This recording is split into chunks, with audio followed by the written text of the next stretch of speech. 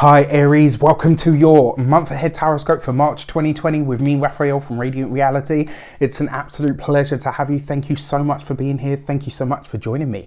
If you haven't already, please don't forget to like, share, and if you should so choose and it resonates, hit that subscribe button. If you are already a continued subby, you know I love you for it. With that said, if you would like to book a personal reading with me, you can do so on the website address below. And before we start, as always, I would like to bless all of my decks of cards with all forms of love, light, peace, prosperity and abundance, and I pray that the messages that come through are ultimately clear and concise and they help you on your path to your highest vibrational good. So let's have a look, see what the month ahead has in store for you. So as many of you asked, I'm now adding something to the monthly tarot scopes, so you're going to have to bear with me. Lots of new changes this year, as I promised there would be. I'm going to switch things up. I'm going to keep switching it up until I find what I believe is the right expression of what it is that I do. And many of you have asked for this, so I am now here to deliver your full moon and new moon astrology alongside your tarot scope. So for your full moon for the month of March, for those of you that are celebrating this month, your birthday, a happy birthday to you. Your Virgo full moon falls on the 9th of March, right? So this is taking place for you, Aries, especially if you're an ascendant. So please, for all of these, work on the assumption that I'm talking about just your ascendant, okay? I'm not going to get into moon and sun sign because this is about your day-to-day sort of stuff. This is why I'm trying to keep it sort of short, sweet and succinct. All right, so this is taking place in your 6th house. Your 6th house is where you effectively have to find some sort of efficient routine in order to maintain the things that you have. This is one of the reasons it's the house of drudgery. It's also one of the reasons it's the house of work, or sometimes even in the older times the house of slavery, or things that you are slave to. Your body requires maintenance. Your job requires maintenance. All of the things that that you have to do on a consistent basis in order to keep them or upkeep them. This is what you find in the 6th house. This is why you find routine there. It's where you find, you know, because Virgo rules the digestive system, right? So this is going through something meticulously in order to take out what is relevant, what is nutritious, what is needed, and to leave everything else. That whole process of scrutiny, or what's the word? You know, so lots of people say like they're all about the detail. Yes, that's one aspect of it, but the other part of it is really going through the process of elimination to understand what is needed, nutritious, beneficial, in order to separate that from what isn't. So your Virgo full moon, you currently have Venus will conjunct Uranus, and that's taking place in Taurus in your 2nd house. So this is lovely, right? This is a really gorgeous energy for when it comes to money, when it comes to finances. It could bring some sort of sudden unexpected blessing. It could bring something unexpected, you know, by the way of money, by the way of finances, but it could just as easily be something of a blessing or a surprise that comes to you through a woman, through a woman in your life, or somebody that wants to assist you in that way, in some way, shape or form. That conjunction is actually trine to the South Node over in Capricorn, which is in your 10th house, right? Which is about your career. So this could be some really great news about the career around around this time, or something that comes to a completion. Remember, the full moon is a completion, it's a culmination.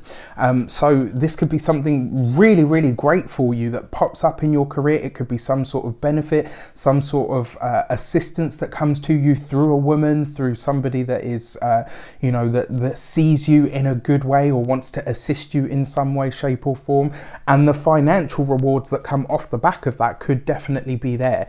Now remember, with trine energy, you do have to put effort into it. Trine energy tends to be really easy, so sometimes it can be quite lazy energy. It's just that the opportunity is truly there. It does require you to do something with it though. You know, as one of my really good friends says, you know, don't come to it with an open hand. Ask yourself what you have to put in order to get something out of it, which is, you know, just a rule of thumb with everything really. Something that can come out of the blue. This full moon is also going to trine Mars, Jupiter and Pluto between your 6th house and your 10th houses, which is gorgeous, right? Because providing you're willing to put the work and the effort in, there could be some gorgeous culmination here. So as it's trining Mars, this could give you the energy, the passion and the desire that you need in order to do something with your physical health, to maybe get started on a new health regime, maybe the energy to start a new hobby or something in some nature that's going to assist you in some way that's going to be really beneficial for you. Remember, Mars is exalted in Capricorn, so he's happy there anyway. And because he's trining that moon, it's like, right, okay, let's think about our long-term comfort. How can we get into a routine that's really going to benefit us in the long run, so to speak? With it trine to Jupiter, offering this gorgeous expansive energy in terms of the career, but also how your daily routine has impacted that, how your how maybe even your health starts to improve. You could definitely see that kind of energy. And with the trine to Pluto, let's have a look. Yeah, you could really get a sense of being the underdog that overcame, right? Like this sort of rising up through the ranks. So maybe up until now you've been working really hard and not necessarily seen too much of a benefit or a blessing from it. And it's like, oh, you know what? At some point, right, this has got to help. At some point, this has got to pay off. Well, this month is a full moon, a culmination, a completion. You could start to see some of those rewards. You could start to see some of those blessings, which is lovely. So remember though, there is one thing that I do need to mention here as well, is your second house is getting a little dust up from the moon, because it seems you might have to make a choice of what value the path that you're taking really has. And it also might be because it's, you know, there's the tough aspect between the moon and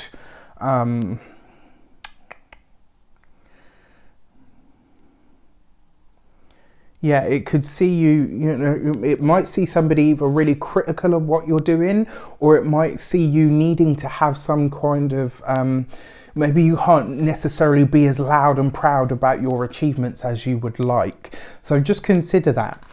Your new moon over on the other side of the month is on the 23rd, I believe, of March.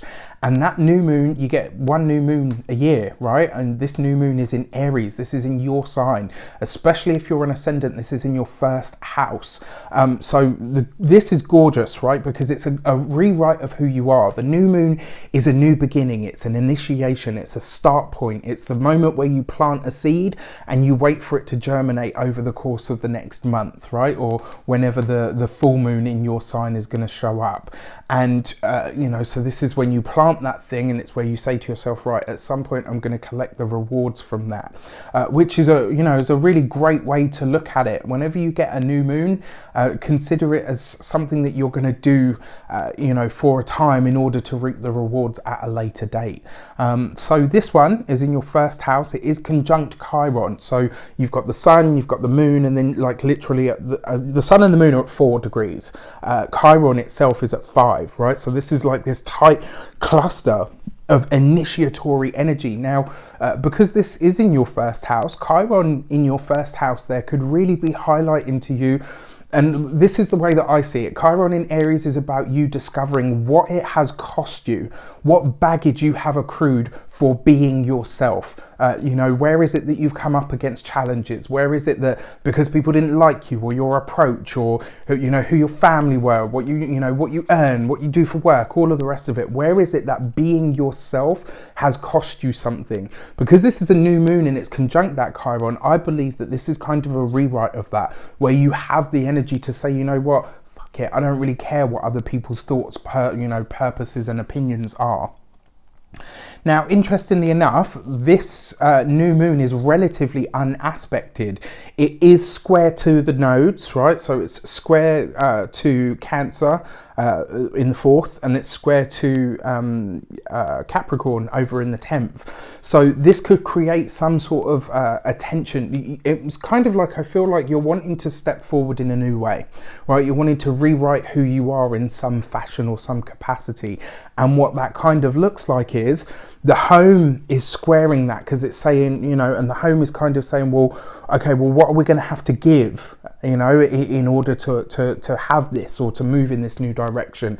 And the career is saying the same thing. Well, okay, what is it that we're going to have to incorporate? What is it that we're going to have to release in order to make these changes and to allow them to kind of stick? This is a new moon after all, right? So remember also the point of astrology is that whenever you take a snapshot, so this is just a snapshot of the energies that are likely to unfold or unpack over a certain amount of time. So in your first house, this is, it's all about you. It's all about your outlook, maybe even your physical self as well. This is the body and the mind could be going through some very big changes at this moment in time. And if you have intentions, this is definitely the time for you to set them, for sure. I mean, you know, it really is a good time to set sort of intentions. So the semi-square to Venus in your second could see you trying to figure out the way to gain the resources that you need or to start implementing some of the changes that you want to see now. It could also suggest that something about your personal or familial ties may come up for a review, and it might center around finances. So consider that, you know, there might be a lot going on around this sort of stuff for you. Very, very interesting. So let's have a look at your month ahead for your cards with your actions and your interactions with the world at large.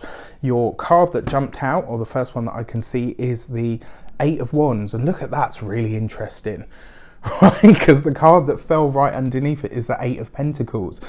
So, and this fall in your actions and your interactions, right? So your Eight of Wands is the big communications. This is about you making connections with new people, possibly aligning with mentors or people that are going to help you step forward in some way, shape or form. This could see you connecting with like-minded souls, maybe not necessarily definitely when it comes to your work, right? Because you've got the Eight of Pentacles, which is all about the work. So there's big communications coming in on the work front. I mean, how crazy is this that it kind of really mirrors some of the stuff that we were talking about with the moons. Really, really interesting. You've got two eights here as well, which are about the material plane, the material world, the physical, tangible, the resources that you need, the finances that you need. You got these in your actions and interactions with the world at large. So you're paying a lot of attention to the work, to the career this month. But ultimately, because they are eights, right? And eights are about our personal power. This is also asking you, what is it that you need to do to ensure that, one, you get what it is that you want, and two, those things actually stick around, that you bring them into manifestation for the long term as opposed to just specific events that take place. All right, so let's have a look at your money and materials this month. For your finances, you get the Five of Wands. So whatever this stuff is that's going on at work, interesting because we talked about this with the moons as well, right? Whatever it is that's taking place at work, there is going to be some competition, but there is you winning. There is you stepping forward. There's you showing up in a way that people see. There's you showing up in a way that people kind of say, yeah, you know what? That person is deserving of what it is that they have or where it is that they're going. Finances look good this month, but it looks like you could be spending more than expected on leisurely activities this month as well. Lots of enjoyment, lots of fun, lots of vibrancy, lots of interaction, possibly between you and colleagues, between you and workmates. There's a lot of this energy coming through, and it's really, really nice. But yeah, your Five of Wands, you know, it could be an interesting month, especially when it comes to money, when it comes to materials. And it does look like for some of you, you may well either be finding a hobby of some sort or interacting and socializing with workmates, but also with people, you know, rubbing shoulders with people that can actually make a difference for you in the workplace, in your life. So for your communications and conversations, or communications with the world at large, you have the Ace of Cups. This is beautiful because it means that communications are blessed this month, even with the Mercury retrograde that's finishing up. What I like most about this, right, is this is this whole new beginning energy, and you've got that new moon taking place in your sign. So it suggests that this month you really are able to communicate where it is that you'd like to go. You know, there's a real focus here on the dreams, on the visions. Where is it that you see yourself? Where is it that you would like to be? Where is it that that you would like to go, because the more you talk about this stuff with people, it looks like this is why you're attracting people.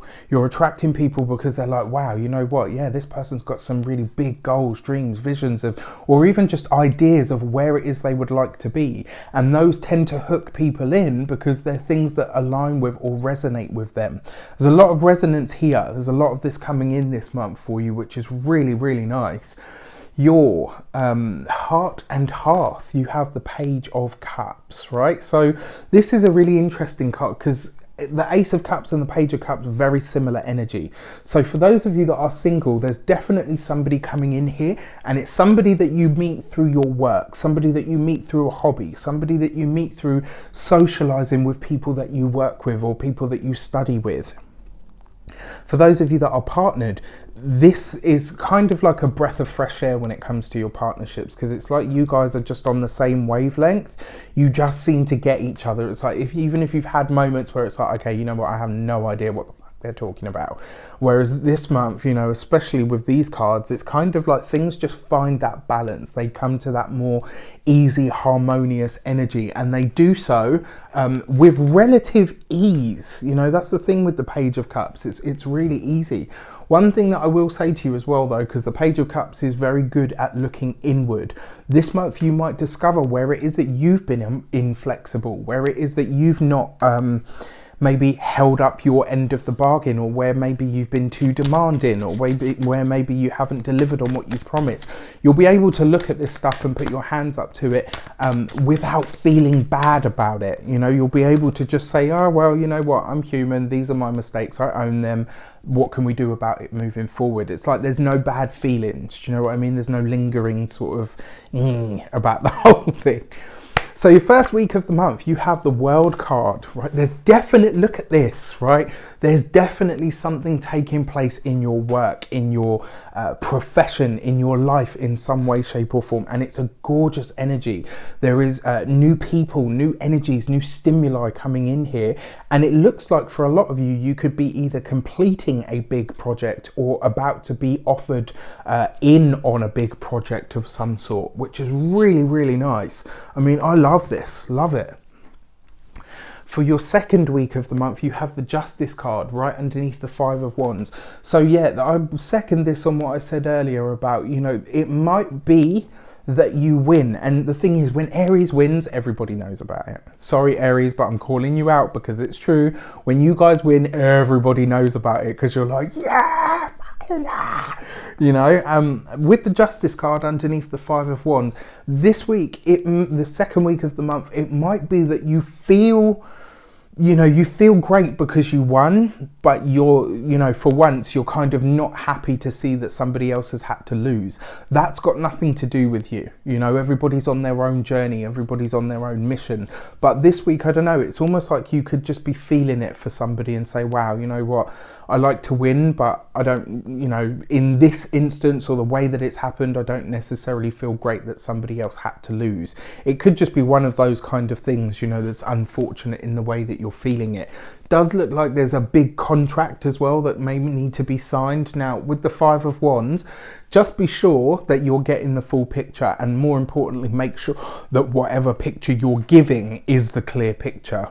All right, well, don't forget, we still have that sort of Mercury retrograde / Mercury shadow energy still hanging around, and we won't be fully out of it until the 29th of March. All right.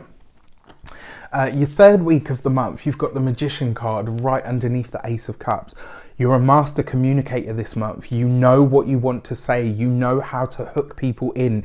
If you're in sales, if you're in any kind of field where you need to sell people on ideas, where you need to sell people on, you know, concepts or anything like that, or you're going after funding, this third week of the month could see you on fire. Your words could be literally liquid gold that are just pouring out of your mouth like honey into people's ears, and they're just like, yeah, you know what, take my money. Which is why, because it falls right next to this Justice card, it's really important for you to stay in your integrity this month, right? Because just because we can charm the birds from the trees doesn't necessarily mean that we should, you know, that we should do it in a way that, you know, would bring the harm to anybody, or the, you know, any of the birds, so to speak.